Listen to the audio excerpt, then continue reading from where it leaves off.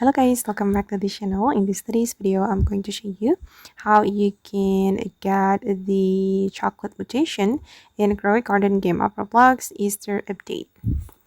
Okay, let's get into it guys. We'll need the chocolate mutations to do the Angry Plant event.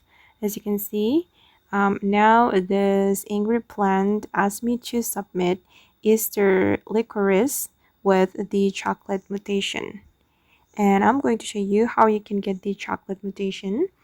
Basically guys, if you want to get the chocolate mutation, you just need to use the chocolate sprinkler, and you can buy the sprinkler from this Easter shop. Okay, buy the sprinkler here, and if I'm not mistaken, it costs 120 chocolate coins.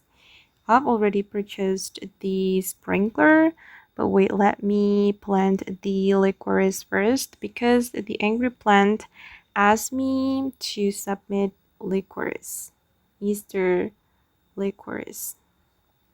I'm going to plant it here. Okay, and then I'm going to put the chocolate sprinkler. Wait, where is it? Okay, this is the chocolate sprinkler, and I'm going to put here near the licorice plant. Okay,